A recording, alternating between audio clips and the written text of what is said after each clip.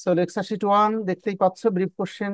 1 number title থেকে আমরা 10টি ব্রিফ কোশ্চেন সাজেশন করেছি। সো বইয়ের ভাষায় মুখস্থ করলে কষ্ট হতে পারে, আমি যেমনটি লিখেছি চেষ্টা করো আমাকে ফলো করতে।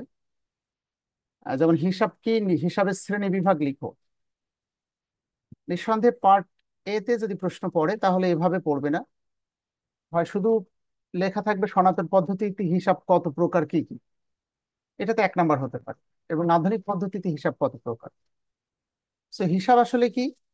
আমরা বলেছি কোনো নির্দিষ্ট ব্যক্তি হতে পারে, কোনো ব্যবসায়িক প্রতিষ্ঠান হতে পারে, কোনো সমিতি হতে পারে, এবং তাদের সকল সম্পত্তি, দায়, আয় ব্যয় সংক্রান্ত লেনদেনগুলোর যে সংক্ষিপ্ত বিবরণী আমরা তৈরি করি, এই বিবরণীকে হিসাব বলে। তাহলে বোঝা গেল কোনো ব্যক্তি বা প্রতিষ্ঠানের সংক্ষেপে যদি লেখো, ব্যক্তি বা প্রতিষ্ঠানের 4টা বিষয়: আয়, ব্যয়, সম্পত্তি এবং দায়। এদের যে এই লেনদেনগুলোর সংক্ষিপ্ত বিবরণীকে হিসাব বলা হয়। সনাতন পদ্ধতিতে হিসাব 3 প্রকার: ব্যক্তিবাচক, সম্পত্তিবাচক, আয় ব্যয়বাচক হিসাবকে একসাথে রাখা হয়েছে। বাট আধুনিক পদ্ধতিতে আয় ব্যয়বাচক হিসাবকে আমরা 2টা ভাগে ভাগ করে ফেলেছি, একটি আয় এবং একটি খরচ বা ব্যয়। একইভাবে আধুনিক পদ্ধতিতে ব্যক্তিবাচক হিসাব বলে কিছু নেই, এখানে সম্পত্তিবাচক হিসাব এবং দায়বাচক হিসাব। সো প্রশ্নগুলো পড়বে। হিসাব বিজ্ঞান কাকে বলে, নিঃসন্দেহে এই প্রশ্ন সম্পর্কে অবগত আছে। আমি যে ভাষাটা ব্যবহার করেছি চেষ্টা করবে এটা লেখার। হিসাব বিজ্ঞানের জনক কে? এই প্রশ্ন পরীক্ষায় পড়ে 1 নাম্বারের জন্য। ম্যাক্সিমাম স্টুডেন্ট যেটি হয়, স্পেলিংটা মিস্টেক হয়ে যায়। আসলে পুরো নাম যদি তোমরা লেখো, ফ্রা লুকা বার্তলোমিয়া দা প্যাসিওলি, একটু কষ্ট হবে, বানান ভুল করে ফেলার সম্ভাবনা রয়েছে। সো জাস্ট সংক্ষেপে ইউ ক্যান রাইট ডাউন, আধুনিক হিসাব বিজ্ঞানের জনক লুকা প্যাসিওলি। শুধু এটুকু লিখলেই you will get 1 marks.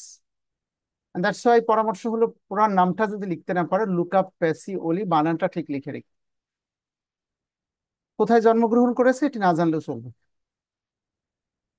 Accounting information বা হিসাবের তথ্য আসলে কি? ব্যবসায়িক প্রতিষ্ঠানে যে হিসাব বিভাগ থাকে, প্রতিষ্ঠানের আর্থিক কার্যাবলী সংক্রান্ত যে বিবরণী প্রস্তুত করে এবং তা যথাযথভাবে প্রকাশ করে করে তাকে হিসাবের তথ্য বলে। এটিকে আমরা সংক্ষিপ্ত আকারে লিখতে সক্ষম হয়েছি, what is accounting information. So বই খুলে দেখলে আরো কঠিন মনে হতে পারে টাইটেলটা, একটু পড়ে ফেলবে এখান থেকে। মূলত যেটি পড়তে হবে, থিওরিটিক্যাল প্রশ্নগুলো নিজেরা পড়বে, আমরা শুক্রবার উইকেন্ডে পরীক্ষা নিব এবং তখন আমরা জাস্টিফাই করতে পারবো। ব্রিফ কোশ্চেন গুলো পূর্ণ রূপ লেখো। এখানে যে 10 থেকে 12টা আমরা সাজেশন করেছি, এর মধ্যে থেকে পরীক্ষায় প্রশ্ন কমন পড়বে, সকল বছরই কমন পড়ে যাবে। সেগুলো কোনো কোনোটার সাথে তোমরা হ্যাবিচুয়েটেড আছো। পূর্ণ রূপ লিখো, অবশ্যই পরীক্ষায় পড়বে, 2টা পড়বে, 2টা লিখতে হবে। এই যেমন জিএএপি গ্যাপ বলা হয়, জেনারেলি অ্যাকসেপ্টেড অ্যাকাউন্টিং প্রিন্সিপলস। তো এই যে অ্যাকাউন্টিং কখন হয়, অ্যাকাউন্টিং না হয়ে কখন অ্যাকাউন্টেন্ট হয়, হ্যাঁ। তো এই বিষয়গুলো আমরা কিন্তু অনেক সময় ভুলে যাই। FASB, financial accounting standard board. So এই পর্যন্ত তোমাদের হোমওয়ার্ক থাকবে, থিওরিটিক্যাল প্রশ্ন। আমি অঙ্কের প্রয়োজনে 8, 9 এবং 10 নাম্বার ব্রিফ কোশ্চেনটা ভালো করে বুঝতে হবে। তো হিসাব সমীকরণ বলতে কি বোঝো তোমরা আসলে, হোয়াট ইজ অ্যাকাউন্টিং ইকুয়েশন? হিসাব সমীকরণটা ভালো করে বুঝতে হবে। বলা হয়েছে যে সমীকরণের মাধ্যমে ব্যবসায়িক প্রতিষ্ঠানে 3টে বিষয়ের কথা বলেছি: সম্পত্তি, দায় এবং মালিকানার সত্ত্বের মধ্যকার সম্পর্ক প্রকাশ করা হয়, তাকে হিসাব সমীকরণ বলে। আমি আবারও বলছি, যে সমীকরণের মাধ্যমে ব্যবসায়িক প্রতিষ্ঠানে 3টে বিষয়কে রিপ্রেজেন্ট করা হয়। ফারজানা ইসলাম এবং আব্দুল্লাহ আল ফাহিম, বলো তো মৌলিক হিসাব সমীকরণের সূত্রটা কি হবে? পরীক্ষায় পড়বে, মৌলিক হিসাব সমীকরণের সূত্রটা লেখো। এ ইকুয়াল টু, জানো তো এটি সবাই? কাশফিয়ান ইনাদ, মৌলিক হিসাব সমীকরণের সূত্র এ ইকুয়াল টু এল প্লাস ও ই। তো হিসাব সমীকরণ কাকে বলে? এটি বলা হয়েছে, এ মানে অ্যাসেট, প্রতিষ্ঠানের মোট সম্পদ; এল হলো লায়াবিলিটিস, প্রতিষ্ঠানের বহির দায়; আর ওই হলো ওনার সিকিউরিটি বা মালিকানা সত্ত্ব। আমি 3টারই ব্যাখ্যা লিখছি। তাহলে সম্পত্তি, দায় এবং মালিকানা সত্ত্বের মধ্যকার সম্পর্ক যে সমীকরণের মাধ্যমে প্রকাশ করা হয়, তাকে হিসাব সমীকরণ বলে। আমি আবার বলছি, ব্যবসায়িক প্রতিষ্ঠানের সম্পত্তি, দায় এবং মালিকানা সত্ত্ব। তাহলে এইটা ভালো করে আমরা বুঝবো, যেহেতু আজকের টাইটেল আমাদের অঙ্ক করব। সো এর পরের প্রশ্নই পড়েছে, দেখো, মৌলিক হিসাব সমীকরণের বর্ধিত রূপটি লেখো। বর্ধিত রূপের কথা বলা হয়েছে। সো মৌলিক হিসাব সমীকরণটি লেখো, তখন আমরা এই সূত্রটা লিখবো, A = L+OE। কিন্তু প্রশ্নকর্তা অনেক সময় বর্ধিত রূপ লিখতে বলতে পারে। শারমিন সুলতানা, বলো এ অর্থ কি এখানে? মানে অ্যাসেটস। প্রতিষ্ঠানের সকল সম্পদ।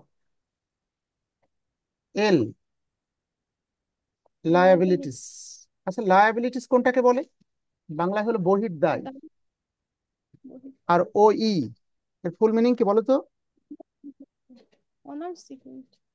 ওনার সিকিউরিটি মানে মালিকানা সত্ত্ব। ওনার সিকিউরিটি মানে কি? মালিকানা মানে সত্ত্ব। এবার এই বিষয়টা একটু ক্লিয়ার করি। ব্যবসায়িক প্রতিষ্ঠানের মোট সম্পত্তির দাবিদার দুটো পক্ষ। একটি হলো ওই মালিকানা সত্ত্ব, আর একটি হলো বহির্দায় বলা হয়েছে। ভালো করে বুঝে নিব, প্রতিষ্ঠানের মোট সম্পত্তির দাবিদার দুটো পক্ষ। একটা পক্ষ মালিক নিজে, আর একটি পক্ষ হলো লায়াবিলিটিস বা বহির্দায়। ছোট্ট একটু উদাহরণ দিয়ে বোঝার চেষ্টা করি। যে চিত্রটা দেখছো, এটা একটি দাঁড়িপাল্লা তৈরি করেছি আমরা। সাপোজ মনে করো তুমি একটি প্রতিষ্ঠানের ম্যানেজার, যে প্রতিষ্ঠানের মোট সম্পদ আছে 5 লক্ষ টাকা। তাহলে দাঁড়িপাল্লার লেফট সাইডে 5 লক্ষ টাকা। তুমি যে প্রতিষ্ঠানের ম্যানেজার, ওই প্রতিষ্ঠানের মালিক, এই 5 লক্ষ টাকার মধ্যে 4 লক্ষ টাকার দাবিদার হলো মালিক। ও ই মানে ওনার সিকিউরিটি, মালিকানা সত্ত্ব। পরীক্ষার প্রশ্ন, মালিকানা সত্ত্ব কাকে বলে? উত্তর, প্রতিষ্ঠানের মোট সম্পত্তির মধ্যে মালিকের দাবি বা পাওনাকে মালিকানা সত্ত্ব বলে। তাহলে 5 লাখ টাকার একটি প্রতিষ্ঠানের মোট সম্পদ, এর মধ্যে মালিকের দাবি 4 লক্ষ টাকা। তাহলে এল মানে লায়াবিলিটিস, এর বাংলা হলো বহির্দায়ী। বহির্দায়ী মানে মালিক ব্যতীত প্রতিষ্ঠানের কাছে বাইরের পক্ষ যে পাওনা, তাকে বহির্দায়ী বলে। সাপোজ ব্যাংক থেকে লোন নেওয়া আছে 1 লক্ষ টাকা, এটা মালিক পাবে না, কিন্তু ব্যাংক প্রতিষ্ঠানের কাছে 1 লক্ষ টাকা পাবে। তো বোঝা গেল দাঁড়িপাল্লাটা এই বহির্দায় আর সম্পদ, মালিকানা সত্ত্ব মিলেই প্রতিষ্ঠানের মোট সম্পদ। খেয়াল করে বুঝতে পারছো সবাই? তাহলে এখন আমি যদি প্রশ্ন করি, বহির্দায় কাকে বলে? উত্তর, প্রতিষ্ঠানের মোট সম্পত্তির মধ্যে মালিক ব্যতীত বহির্পক্ষের দাবি বা পাওনাকে বহির্দায় বলে। এবার বলো তাহলে, তিনটে সংজ্ঞা একটু বলো আমাকে। প্রথম যেটি জানতে চেয়েছিলাম সেটি হলো হিসাব সমীকরণ কি। উত্তর, প্রতিষ্ঠানের যে সমীকরণের মাধ্যমে সম্পত্তি, দায় এবং মালিকানার সত্ত্বের মধ্যকার সম্পর্ক প্রকাশ করা হয়, তাকে মালিকানা, তাকে কি বলা হয়? হিসাব সমীকরণ। এবার মালিকানা সত্ত্ব বা ইকুইটি কাকে বলে? ব্যবসায়িক প্রতিষ্ঠানের মোট সম্পত্তির মধ্যে মালিকের দাবি বা পাওনাকে মালিকানা সত্ত্ব বলে। বহির্দায় কাকে বলে? প্রতিষ্ঠানের মোট সম্পত্তির মধ্যে মালিক ব্যতীত বাইরের পক্ষের দাবি বা পাওনাকে বহির্দায় বলে। বিষয়টা ক্লিয়ার কিনা সবার কাছে? এবার আসো আমরা এই সূত্রের উপর ভিত্তি করে অঙ্ক করা শিখবো। মৌলিক হিসাব সমীকরণের সূত্রটা দেখালাম আমরা। সকল প্রতিষ্ঠানের এই সূত্রের উপর ভিত্তি করেই কিন্তু অঙ্কগুলো ক্যালকুলেটেড হয়। তো আমাদের আজকের আলোচ্য বিষয় পার্ট বি এবং সি এ যে প্রশ্নগুলো পড়েছে অ্যাকাউন্টিং ইকুয়েশনের অধ্যায় থেকে। 3 ধরনের প্রশ্ন এখানে পরীক্ষায় এসেছে। একটি হলো calculation of gross profit. Gross শব্দের অর্থ হলো মোট লাভ, এবং নেট প্রফিট। সূত্রটা গত ক্লাসে লিখে দিয়েছি, আমি আরেকবার বোঝাচ্ছি এবং অঙ্কগুলো করে দিচ্ছি। এখান থেকে 1, 2, 3, 4 এবং 5, 5টা প্রশ্ন বিগত বছর এসেছে। আর কিছু প্রশ্ন পড়েছে হিসাব সমীকরণ থেকে, প্রবলেম 6, 7, 8, 9 এবং 10। এবং এর পরে যে প্রশ্নগুলো এসেছে সেটি হলো ইনকাম স্টেটমেন্ট এবং ওনার সিকিউরিটি স্টেটমেন্ট তৈরি করতে হবে। মালিকানা সত্ত্ব বিবরণী এবং আয় ব্যয় বিবরণী কিভাবে তৈরি করবে। So, প্রত্যেকটা প্রশ্ন বিগত বছরের প্রশ্ন ব্যাংক, নিঃসন্দেহে আমাদেরকে প্র্যাকটিস করতে হবে। Management department 2017, finance 2016-18, management 2014। So আমরা এই 14টা 15টা প্রশ্ন সবগুলো ক্যালকুলেশন করে দিতে চাচ্ছি যতদূর পারা যায়। হ্যাঁ,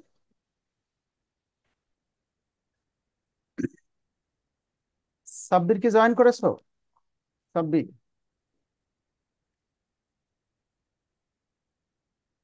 তোমরা অনেকে লেটে এসছো। হ্যাঁ, কথা ছিল ক্লাস অন টাইমে আসবে। হ্যাঁ, ওকে, সো দুটো সূত্র নিয়ে কথা বলবো। শাহরিয়ার, গ্রস প্রফিট মোট লাভ এবং নেট প্রফিট নেট লাভ, এই সূত্র মুখস্থ আছে কার কার বলো দেখি। গ্রস প্রফিট কিভাবে বের করব, এবং গ্রস প্রফিট বা মোট লাভ কাকে বলে? দেখতে পাচ্ছ তো হোয়াইট বোর্ড সম্পূর্ণটা?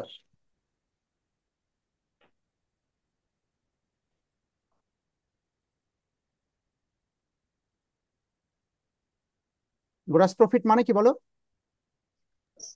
মোট লাভ। মোট লাভ।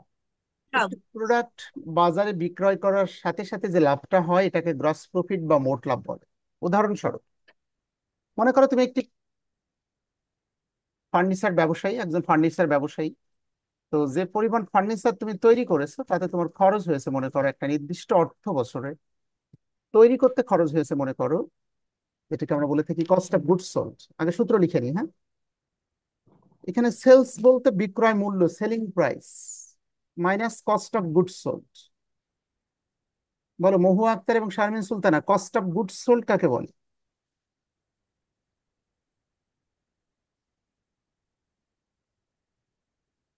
কস্ট অফ গুডস সোল্ড এর বাংলা কি? বিক্রিত পণ্যের ব্যয়। বিক্রিত পণ্যের ব্যয়। বিক্রিত পণ্যের ব্যয় কাকে বলে বলতে হবে, যে বাকে আছে বলতে পারে কিনা, না পারলে তাকে হেল্প করবে Sadia Akter. Cost of goods sold, এই বিষয়টা একটু ভালো করে বোঝার চেষ্টা করব আমরা। অবশ্যই ভিডিও মিউট করে নিতে হবে, স্টপ ভিডিও এবং স্টপ অডিও, হ্যাঁ, সবাইকে, ঠিক আছে। কস্ট অফ গুডস সোল্ড কাকে বলে বলো ফারজানা ইসলাম এবং সৈকত। বিক্রিত পণ্যের ব্যয়। একটি প্রোডাক্ট বাজারে বিক্রয়ের পূর্ব পর্যন্ত তার এগেনস্টে যত খরচ হয় উক্ত খরচের সমষ্টি বা যোগফলকে বিক্রিত পণ্যের ব্যয় বলা হয়। কস্ট অফ গুডস সোল্ড এর বাংলায় বলো, কি বললাম বলো? বিক্রিত পণ্যের ব্যয়। একটি প্রোডাক্ট মার্কেটে বিক্রয়ের পূর্ব পর্যন্ত তার এগেনস্টে যত খরচ হয় উক্ত খরচের সমষ্টি বা যোগফলকে বিক্রিত পণ্যের ব্যয় বলা হয়। যেমনটি বলছিলাম, তুমি মনে করো একটি ফার্নিচার ব্যবসায়ী একজন, অথবা ফার্নিচার প্রতিষ্ঠানের ম্যানেজার। একটা নির্দিষ্ট অর্থ বছরের টোটাল ফার্নিচার তৈরি করতে মনে করো 15 লক্ষ টাকা খরচ হয়েছে, cost of goods sold. Total finishing টেনে মার্কেটে বিক্রয়ের পূর্ব পর্যন্ত খরচ হয়েছে 15 লক্ষ টাকা, এটি মার্কেটে বিক্রি করেছে 20 লক্ষ টাকায়। একটি প্রোডাক্ট বিক্রি করার সাথে সাথে যে লাভটা হয় এই লাভটাকে আমরা বলে থাকি গ্রস প্রফিট। কত টাকা? 5 লক্ষ টাকা, এটাকে মোট লাভ বলা হয়। একটি প্রোডাক্ট মার্কেটে বিক্রি করা মাত্রই যে লাভ হয় তাকে গ্রস প্রফিট বা মোট লাভ বলে। ব্যবসায়িক প্রতিষ্ঠানের যিনি মালিক, মনে রাখতে হবে তিনি গ্রস প্রফিট বা মোট লাভের টাকা কখনো এনজয় করতে পারে না। সে বাসায় নিয়ে যেতে পারবে কোন টাকা? নেট প্রফিটের টাকা। হৃদয় হোসেন বলো, নেট প্রফিটের সূত্রটা কি? নেট লাভ, নেট প্রফিট মানে কি? নেট ইনকাম বা নেট প্রফিট। বলো সাব্বির, নেট লাভের সূত্র কি হবে? মোট যে লাভ, gross minus operating expense. Gross profit বা মোট লাভ যেটি হলো 5 লাখ টাকা, সেখান থেকে অপারেটিং এক্সপেন্স গুলো বাদ দিতে হবে। বলো ফারজানা ইসলাম, বলো অপারেটিং এক্সপেন্স কাকে বলে?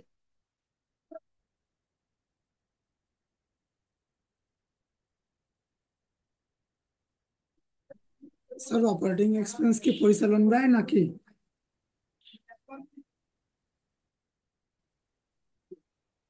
প্রদীপ বলছো স্যার অপারেটিং এক্সপেন্স হলো পরিচালনা ব্যয়, বাংলাটা ঠিক বলেছো তুমি। পরিচালন ব্যয়ের মধ্যে তো স্যার সকল প্রকার যে ব্যয়গুলো আছে ওইগুলো যাবে, যেমন আছে বিভিন্ন বিক্রয় পরিবহন। আচ্ছা, একটু শুনে রাখো, অপারেটিং এক্সপেন্স হলো প্রতিষ্ঠানকে অপারেট করতে যে খরচগুলো হয় তাকে অপারেটিং এক্সপেন্স, বাংলায় পরিচালনা ব্যয় বলে। অর্থাৎ মোট লাভ হয়েছে 5 লক্ষ টাকা, কিন্তু মালিক এই টাকা বাসায় নিয়ে যেতে পারবে না। গ্রস প্রফিট এই 5 লক্ষ টাকা থেকে তাকে অপারেটিং এক্সপেন্স গুলো বাদ দিতে হবে। অপারেটিং এক্সপেন্সের মধ্যে কি কি থাকে? যেমন প্রতিষ্ঠানের বলছিলাম ম্যানেজারের বেতন দিতে হবে, কারখানার ভাড়া দিতে হবে, বিদ্যুৎ বিল পে করতে হবে, কর্মচারীদের বেতন দেওয়ার দরকার হতে পারে, হ্যাঁ। ইউটিলিটিজ এক্সপেন্স, বিবিধ নানাবিধ খরচ থাকে, সব খরচগুলো বাদ দেওয়ার পরে যে টাকা থাকবে, সাপোজ অপারেটিং এক্সপেন্স আছে 3 লক্ষ টাকা, তাহলে এটা বাদ দেওয়ার পরে যে টাকাটা থাকবে এটিকে আমরা বলছি নেট ইনকাম বা নেট প্রফিট, 2 লক্ষ টাকা। সো এই দুটো ফর্মুলা যদি জানি তাহলে আমরা কোশ্চেন নাম্বার 1 থেকে 5 পর্যন্ত সলভ করতে পারবো। নাও লুক এট দ্য স্ক্রিনের দিকে, দেখি আমরা অঙ্কগুলো কিভাবে আছে প্রশ্ন। সূত্রটা হোয়াইট বোর্ডে লিখে দিয়েছি, একই সাথে স্ক্রিনেও দেখতে পাচ্ছ। 1 নাম্বারটা গতদিন সলভ করে দিয়েছিলাম, ম্যানেজমেন্ট ডিপার্টমেন্ট 2020। একের দুইটা রিকোয়ারমেন্ট খেয়াল করে দেখো, একটা রিকোয়ারমেন্ট হলো এ, আরেকটি রিকোয়ারমেন্ট হলো বি। বিতে দেখো সেলস লেখা আছে, উপরে লেখা আছে দেখো টাইটেল গুলো, সেলস বিক্রি করেছো 1,71,500 টাকায়। জানতে চাওয়া হয়েছে কস্ট অফ গুডস সোল্ড কত টাকা ছিল, গ্রস প্রফিটটা দেওয়া আছে 99,600 টাকা। এই তিনটাকে ব্যবহার করে একটা অঙ্ক আগে করে নিবে। তারপরে গ্রস প্রফিট 99,600 টাকা, নিট ইনকাম হয়েছে 60,100 টাকা, তাহলে অপারেটিং এক্সপেন্সটা মিসিং আছে। এখানে কত টাকা হবে? একটা আর একটা, দুইটা gap. How to calculate? Look at the white board. আমি বি নাম্বার ক্যালকুলেশন করে দেখাচ্ছি, হ্যাঁ।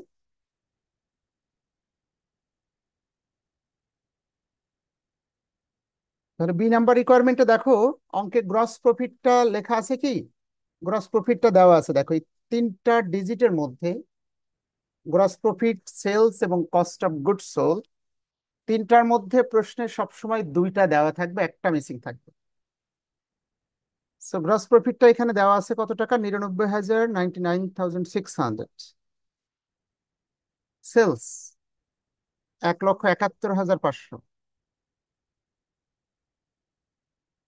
কস্ট অফ গুডস সোল্ডটা কত জানতে চাওয়া হয়েছে, ঠিক আছে। সো এটা আমরা বের করে নিই, কস্ট অফ গুডস সোল্ড। এই পাশের মাইনাসটা এই পাশে আসলে প্লাস হয়ে যাবে নাকি? জি স্যার। বলো তাহলে কত উত্তর হয়? এই মাইনাস এ পাশে এসে প্লাস হলো 1,71,500, আর এই প্লাসটা অপোজিটে যে মাইনাস হয়ে গেল 99,600। বলো বিয়োগ করে কত টাকা হয়েছে? 71,900। জিনিয়া অফরিন, হ্যাঁ, এবং প্রত্যেককে রেসপন্স করতে হবে, ঠিক আছে। অনেকে নাম লিখতে পারোনি কিন্তু, আব্দুল্লাহ শেখ। কত টাকা হয়েছে বলো মাইনাস করে? 900। 71,900।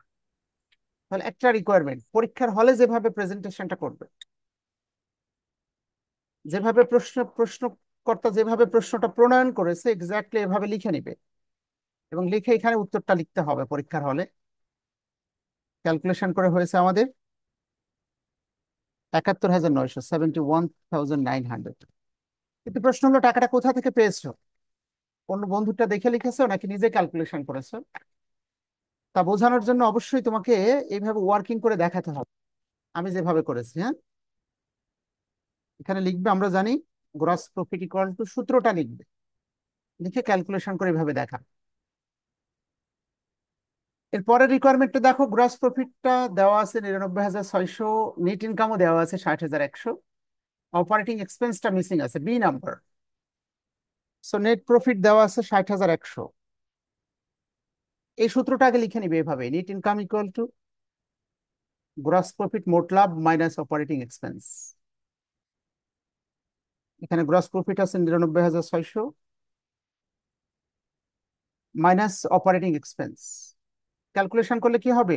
আখি খান, অপোজিট থেকে অপারেটিং এক্সপেন্সটা এই পাশে চলে আসবে।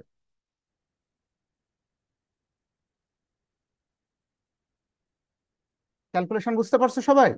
এটা স্থির করে রাখলাম, এটা অপোজিটে যে মাইনাস হয়ে গেল, কত টাকা হয়?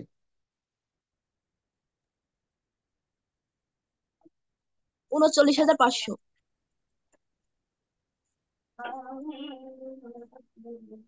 তো খাতা এইভাবে করতে হবে এবং এই টেবিল করে তারপরে কলামটা গ্যাপটা ফিল আপ করে দিতে হবে। 39,500। এখন তোমরা আমাকে একটা করে দেখাবে।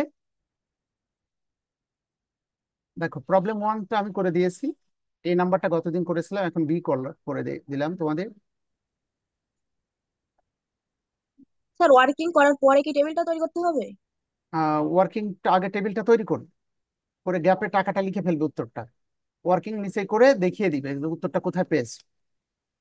ঠিক আছে, এটা আগে ইয়েস। যেভাবে আছে সলিউশন লিখে ঠিক এভাবে টেবিলটা তৈরি করবে, পরে গ্যাপে যে উত্তরটা হবে সেই গ্যাপের উত্তরটা লিখবে। হ্যাঁ, প্রবলেম 4 করে দেখো সবাই, 4 নাম্বার প্রবলেম।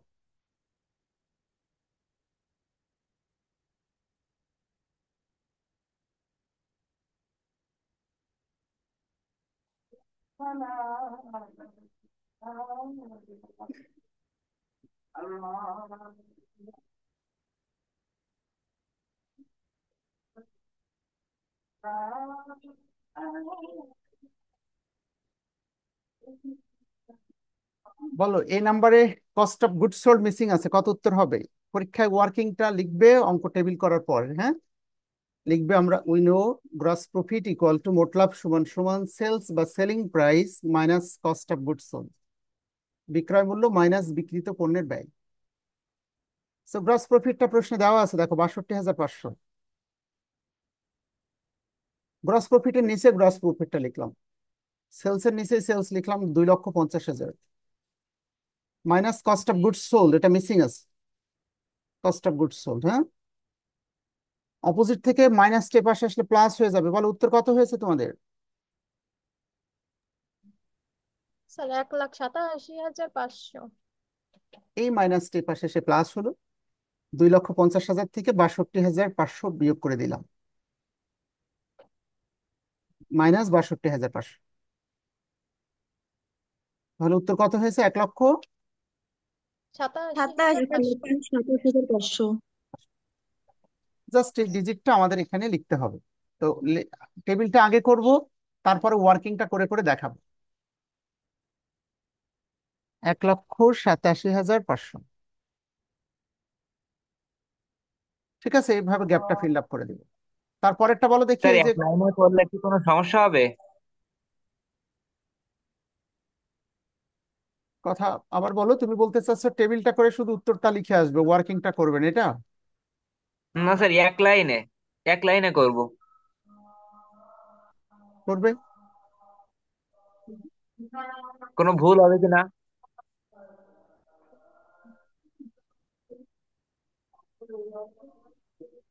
এক লাইন বলতে তুমি ওয়ার্কিং করতে চাচ্ছ না তাই বলতে চাচ্ছ, সরাসরি টেবিল করে না প্রেজেন্ট স্যার, করতে? আমি ওয়ার্কিং করতে চাচ্ছি স্যার। ও, কিন্তু গ্রস প্রফিট আর নেট প্রফিট একসাথে করতে চাচ্ছ? আমি যেমন হচ্ছে সেলস বের করতে যে সময় চাচ্ছি সেই সময় sir gross profit minus cost of goods sold এরকম দিলাম, দিয়ে এক লাইনে শুরু শেষ করে দিলাম। কোনো অসুবিধা নেই, তুমি বুঝতে পারলেই হবে। হ্যাঁ,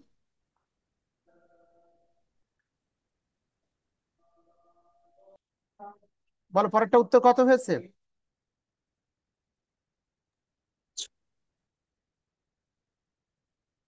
নেক্সট। 14,000 লিখলাম।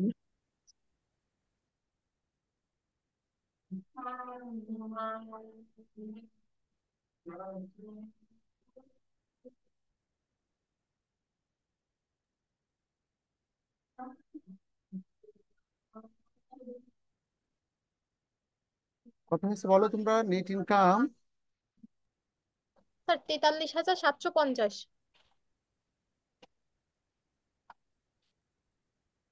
দেখো, গ্রস প্রফিটটা দেওয়া আছে।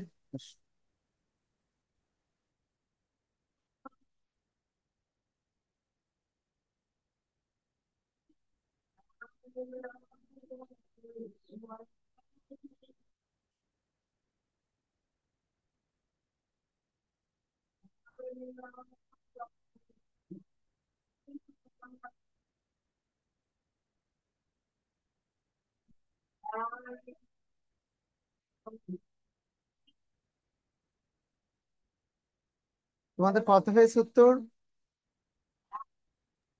43,750।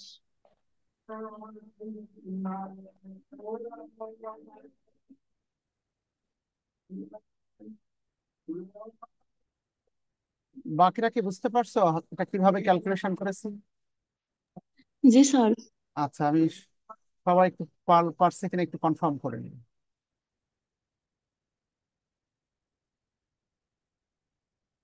তাহলে দেখো অঙ্কের মধ্যে দুইটা স্যার রিকোয়ারমেন্ট, বুঝতে পারছি। একটা হলো এ আর একটি হলো বি। হ্যাঁ, জেবা এবং সুদীপ কুন্ডু, তোমরা দুইজন বলো দেখি এখানে এটা এই বিতে কি জানতে চাওয়া হয়েছে বলো তো? প্রথম রিকোয়ারমেন্ট বিতে প্রথমে সেলসের পরিমাণটা সেলস জানতে এর চাওয়া পরিমাণ হয়েছে জানতে চাওয়া হয়েছে। তো সেলস এর কি আর কোনো সূত্র আমি লাস্টে নেট। শিখিয়েছি নাকি আমি এই গ্রস প্রফিটের একটা সূত্র শিখিয়েছি আর দ্বিতীয় অংশ করার হ্যাঁ, জন্য নেট প্রফিটের সূত্র শিখিয়েছি, তাই না? আমি হ্যাঁ কিন্তু স্যার। দুটো সূত্র শিখিয়েছি, একটা গ্রস প্রফিটে এই তিনটার মধ্যে সবসময় দুইটা দেওয়া থাকবে, একটা মিসিং। আবার নেট প্রফিটের এই সূত্র অ্যাপ্লাই করলেও দুইটা দেওয়া থাকবে, একটা মিসিং।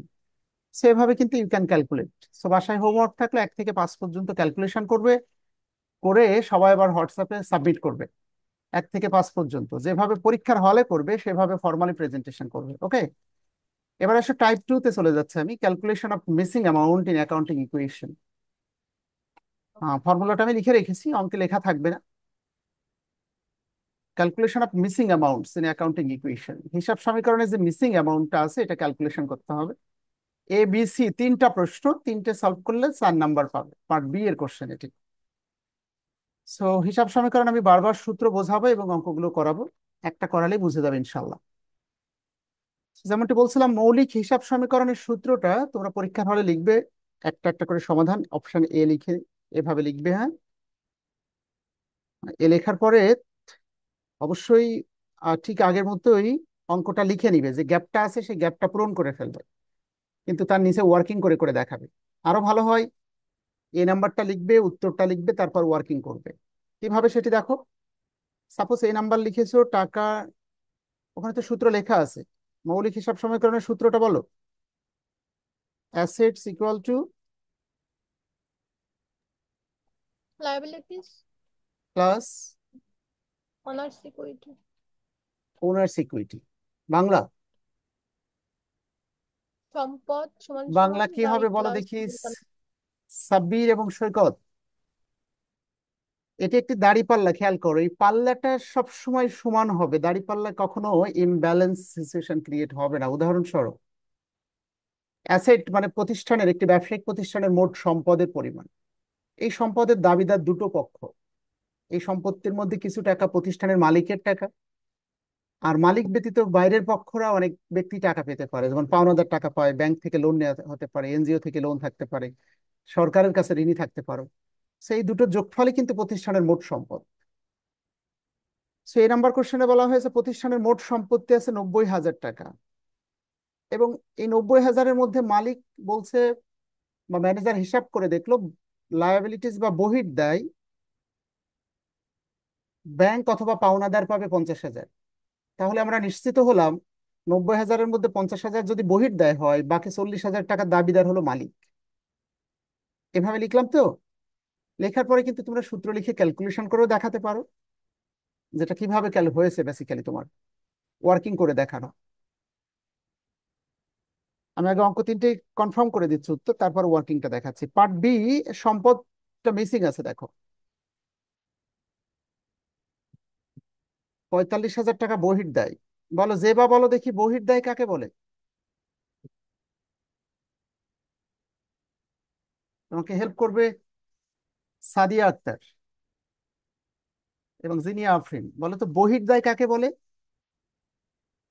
ব্যবসায়িক প্রতিষ্ঠানের মোট সম্পদের মধ্যে মালিকের দাবি বা পাওনাকে বহির্দায় বলে। লায়াবিলিটিস এর বাংলা হলো বহির্দায়। ওনার সিকিউরিটি মানে মালিকানা সত্ত্ব। ব্যবসায়িক প্রতিষ্ঠানের কাছে মালিকের দাবি বা পাওনাকে মালিকানা সত্ত্ব বলে। মনে রাখতে হবে আমরা যখন হিসাব করব তখন আমাদেরকে প্রতিষ্ঠানের ম্যানেজার ভাবতে হবে, মালিক ভাবলে চলবে না। সাপোজ মনে করো তুমি একটি প্রতিষ্ঠানের ম্যানেজার, তোমাকে বলা হলো ওই প্রতিষ্ঠানের কাছে মালিক বলছে পাবে টাকা পাবে 70,000, আবার ব্যাংক থেকে লোন নেওয়া আছে 45,000। তাহলে ম্যানেজারের হাতে হাতে ক্যাশ টাকা কত টাকা আছে?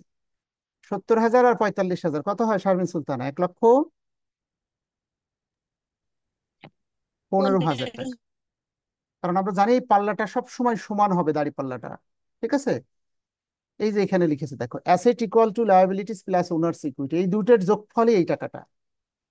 অর্থাৎ এই টাকার দাবিদার হলো বহির্দায় এবং মালিকের দাবি। তোমরা কি এভাবে বুঝতে পারছো নাকি আমি অঙ্ক করে করে দেখাবো? স্যার বাকিরা, স্যার এটা করে করে আরেকটু একটু দেখালে বোঝাই সুবিধা দেন। হয়। হ্যাঁ হ্যাঁ, আমি আরেকবার বোঝাচ্ছি এটা কিভাবে হাউ টু ক্যালকুলেট। দেখো সি নাম্বারটা আমি ওয়ার্কিং করে দেখাচ্ছি, পরীক্ষায় কিভাবে ওয়ার্কিং করবে। উত্তরটা তো লিখবে এখানে 1,15,000, কিন্তু ওয়ার্কিংটা কিভাবে করবে সি করে দিচ্ছে সরাসরি। তোমরা পরীক্ষায় এভাবে লিখবে আমরা জানি, ঠিক আছে। সংক্ষেপে লিখবে এ ইকুয়াল টু এল প্লাস ও ই। এবার দেখবে তিনটার অপশনের মধ্যে প্রশ্ন সবসময় দুইটার মান দেওয়া থাকবে আর একটা মিসিং থাকবে। যেমন অপশন সি তে দেওয়া আছে এ এর মান দেওয়া আছে 94,000 টাকা, প্রতিষ্ঠানের মোট সম্পদ। এলটা দেওয়া নেই। ওই ওনার্স ইকুইটি মালিকের টাকা দেওয়া আছে 65,000। তাহলে বা ক্যালকুলেশন করে দিচ্ছি, দেখো এল এর মান বের করব। এই 65,000 এপাশে আসলে কি হবে, প্লাস নাকি minus? Minus. Minus. Minus sir. এটা থেকে এটা মাইনাস করে উত্তরটা কত হয়েছে দেখো, 5 আর 9 হলো 14, হাতে কাছে 7 আর 2 হলো 9, কত হয়? 29,000। তো তাহলে বোঝা গেল লায়াবিলিটিস বা বহির্দায় হলো 29,000 টাকা। এবার এই যে সি আমরা যখন কলাম করব তখন এখানে 29,000 লিখতে হবে। তার মানে বোঝা গেল উত্তরটা আমরা লিখবো, কিন্তু কোথা থেকে পাচ্ছি সেটা ওয়ার্কিং করে করে এভাবে দেখাতে হবে আমাকে। ঠিক আছে, সো গ্যাপে যেটি করতে হবে, গ্যাপে এখানে 94,000 আছে লিখলাম, এখানে গ্যাপ 29,000 লিখে নিচ্ছি, ঠিক আছে। আর প্লাস 65,000 দেওয়া আছে। দেখো সবসময় এইটার যোগফল এই দুটো যোগফলের সমান হয়। আচ্ছা, যারা বুঝতে পারেনি আরেকটি অঙ্ক দেখো, পূর্ণাঙ্গ আরেকটি অঙ্ক ক্যালকুলেশন করে। এটা মার্কেটিং ডিপার্টমেন্ট, এটা ফিনান্স আর আমাদের ম্যানেজমেন্টের কোশ্চেন এখানে একটা আছে, একই প্রশ্ন। এটা সহজ করে দেওয়া আছে, এটা ভাষাটা লিখে দেওয়া আছে, কোনো পার্থক্য নেই। তারপরে তোমরা যদি বলো প্রবলেম 9 সলিউশন করে দিতে, করে দেওয়া যাবে। ঠিক আছে, আমি একটা করে দিলে বাকি দুইটা তোমরা পারবে। Problem 9, management department. এই নাম্বারটা পড়ে শোনাও দেখি তোমাদের মধ্যে যে কোনো একজন।